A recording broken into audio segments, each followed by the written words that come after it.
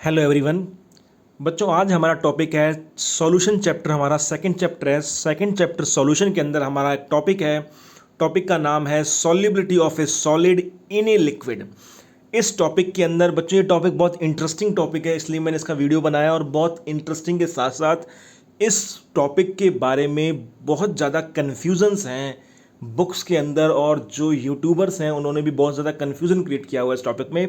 इसलिए मैंने इसको बहुत इजी एक्सप्लेनेशन के साथ, बहुत आपके कन्फ्यूजन्स को दूर करने के लिए बनाया स्पेशली।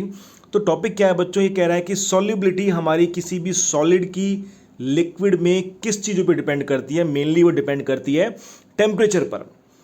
तो हमें यही देखना है कि सॉल्युबिलिटी, जब हम सॉलिड को किसी लिक्विड में डिसॉल्व करेंगे, घोलेंगे, तो टेम्परेचर का क्या फ़र्क पड़ता है, वो ये टॉपिक है हमारा बच्चों। तो बहुत सिंपल बहुत बारीक बारीक बातें बताऊंगा मैं आपको, कन्फ्यूजन्स दूर हो जाएंगे और बिल्कुल टॉपिक आपको कंसाइज वे में क्लियर हो जाएगा आपको। पहला बात क्या कह रहा है बच्चों? बात ये कह रहा है कि the process of dissolving A solid into liquid is called dissolution. किसी भी सॉलिड को अगर हम लिक्विड में डिसॉल्व कर रहे हैं, जैसे मैं चीनी को घोल रहा हूँ पानी में, तो उस प्रोसेस को क्या बोलते हैं बच्चों? उस प्रोसेस को हम बोलते हैं डिसोल्यूशन प्रोसेस बोलते हैं। ठीक है बच्चों। उसके बाद देखें आगे, when solid is dissolved in liquid, जब हम सॉलिड को डिसॉल्व करते हैं किसी लिक्विड में, at a certain point solid stops getting dissolved. आपको पता है, जब हम किसी सॉलिड को पानी में घोले जा रहे हैं, तो एक टाइम ऐसा आएगा जब वो पानी में घुलना बंद हो जाएगा। जैसे अगर आप चीनी को पानी में घोले जा रहे हैं, लेकिन एक टाइम पर चीनी पानी में घुलना बंद हो जाएगी, तो उस पॉइंट को क्या बोलते हैं? उस सॉल्यूशन को बोलते हैं सैचुरेटेड सॉल्यूशन। ठीक है बच्चों। जब किसी सॉलिड सब्सटेंस को, जैसे कि चीनी को हम पानी में घोल रहे हैं, घोलते घोलते जब वो घुलना बंद हो जाती है, तो उस सॉल्यूशन को क्या बोलते हैं? आप सैचुरेटेड सॉल्यूशन बोलते हैं। ठीक है। उसके बाद देखें नेक्स्ट क्या बताया है। नेक्स्ट हमने बताया एट दिस पॉइंट, इस पॉइंट पर, यहां से टॉपिक स्टार्ट होता है mainly. At this point solid substance start separating out from solution. इस टाइम पर क्या हो रहा है? जो सॉल्यूशन है उसमें से जो सॉलिड है वो वापस बनना शुरू हो जाता है। इस प्रोसेस को बोलते हैं क्रिस्टलाइजेशन। इसका मतलब ऐसे समझें बच्चों, इसका मतलब ये है, जैसे कि मान लो ये हमारा लिक्विड है, ये हमारा वाटर है, और हम इसमें डिसॉल्व कर रहे थे, हम इसके अंदर शुगर डिसॉल्व कर रहे थे। शुगर को मैं एस से रिप्रेजेंट कर देता हूँ। तो डिसॉल्व होना शुरू हो गई। जब शुगर को डिसॉल्व करना शुरू हुआ तो बच्चों ये शीट शुगर में डिसॉल्व होता गया और ये सॉल्यूशन हमारा बनता चला गया। लेकिन जब ये सॉल्यूशन बनता चला गया, एक टाइम ऐसा आया जब ये डिसॉल्व होना बंद हो गई। तो जब ये डिसॉल्व होना बंद हो गई, तो आप देखेंगे कि जो शुगर हमारी थी वो दोबारा यहाँ पर नीचे सेटल आउट होनी बंद शुरू हो जाएगी, क्योंकि वो डिसॉल्व तो हो नहीं रही। जब वो डिसॉल्व नहीं हो रही तो बच्चों क्या हो रही है? इसमें कंटेनर में एज इट इज जमा हो रही है, और इसी प्रोसेस को बोलते हैं हम क्रिस्टलाइजेशन। तो यही बोला है हमने, एट दिस पॉइंट, इस टाइम पर जब वो डिसॉल्व होना बंद हो गई है, तो solid substance start separating out. तो जो सॉलिड सब्सटेंस है वो सेपरेट आउट होना शुरू हो जाता है। मतलब हमें लग तो ऐसे रहा है कि शुगर पानी में डिसॉल्व होना बंद हो गई है, लेकिन रियलिटी में क्या हो रहा है? रियलिटी में ये हो रहा है कि शुगर पानी में डिसॉल्व हो रही है, और डिसॉल्व होने के बाद दोबारा क्या बन रही है? जैसे ये बताया मैंने आपको, ये हमारा कंटेनर है, इसके अंदर हमारा वाटर था, हम इसमें शुगर डिसॉल्व करते जा रहे थे, तो डिसॉल्व होती रही, पहले वो डिसॉल्व होती रही, लेकिन एक टाइम पर वो डिसॉल्व होना बंद हो गई। जब वो डिसॉल्व बंद होना होगी तो हमें ऐसे नज़र आने लगी कि वो शुगर हमारी यहाँ पर हमें एज इट इज़ पड़ी हुई है, सेटल डाउन हो रही है। लेकिन रियलिटी में ऐसा हो रहा है कि बच्चों को शुगर अब क्या हो रहा है?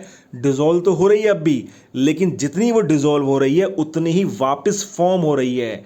इस पॉइंट को बोलते हैं क्रिस्टलाइजेशन।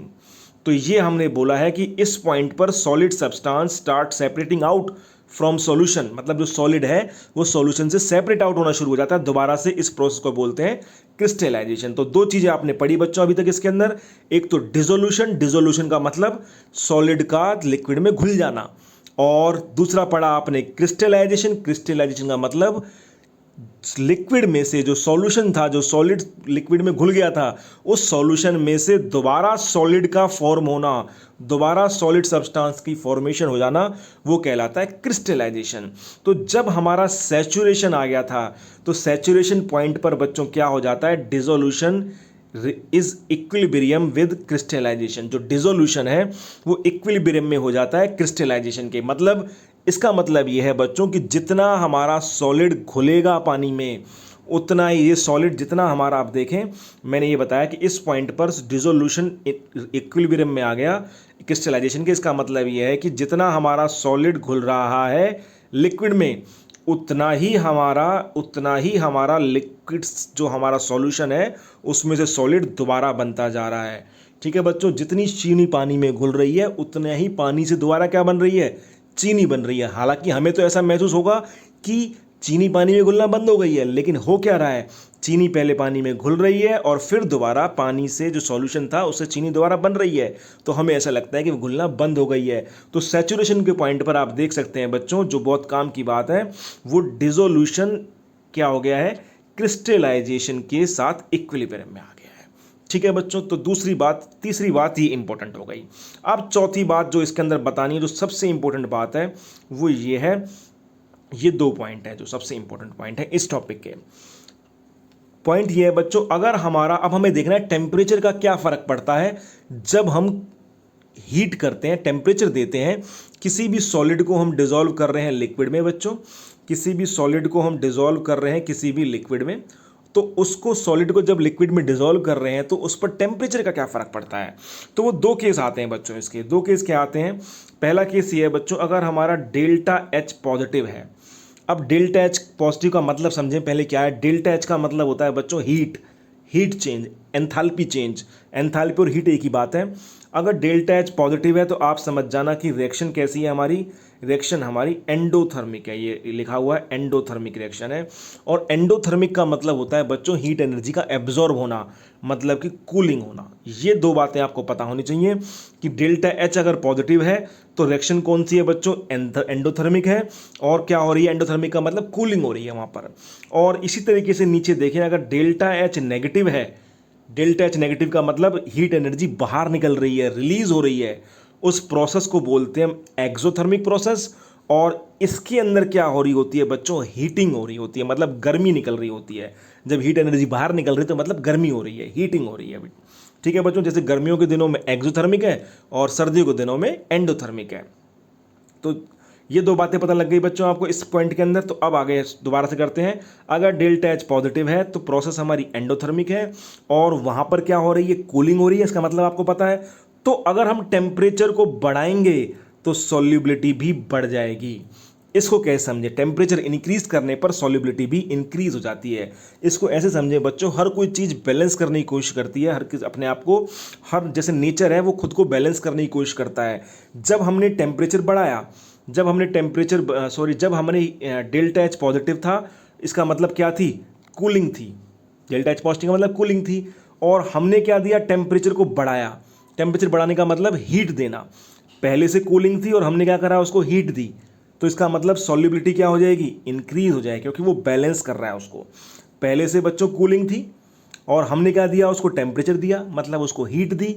मतलब जो ठंडी चीज़ थी उसको हमने गर्मी दी, टेम्परेचर देने का मतलब गर्मी दी।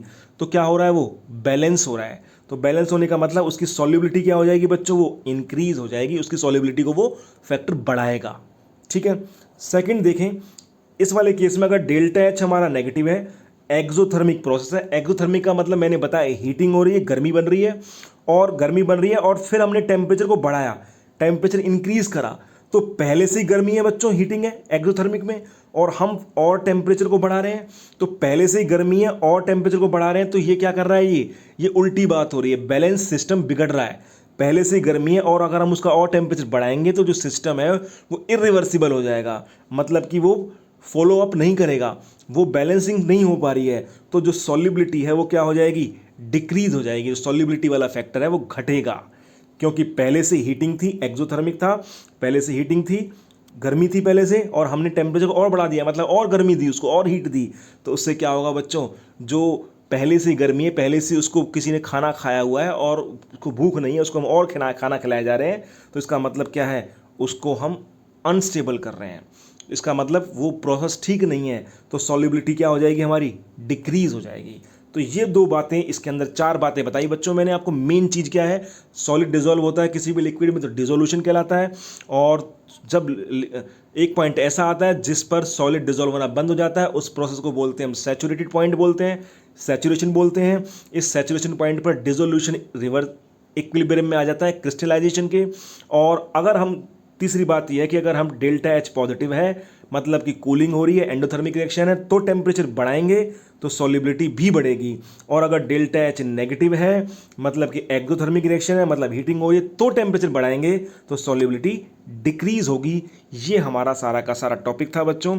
ये सारा का सारा टॉपिक आई होप आपको बहुत अच्छे से समझ में आ गया होगा। सारे कन्फ्यूजन्स आपके इस टॉपिक से रिलेटेड जो भी बुक्स में या फिर यूट्यूब्स पर जिन्होंने वीडियो बनाए हैं उनके अगर आप देखेंगे तो आप कॉन्सेप्ट्स आपके सारे क्लियर हो गए होंगे और कन्फ्यूजन्स दूर हो गए होंगे। Thank you very much.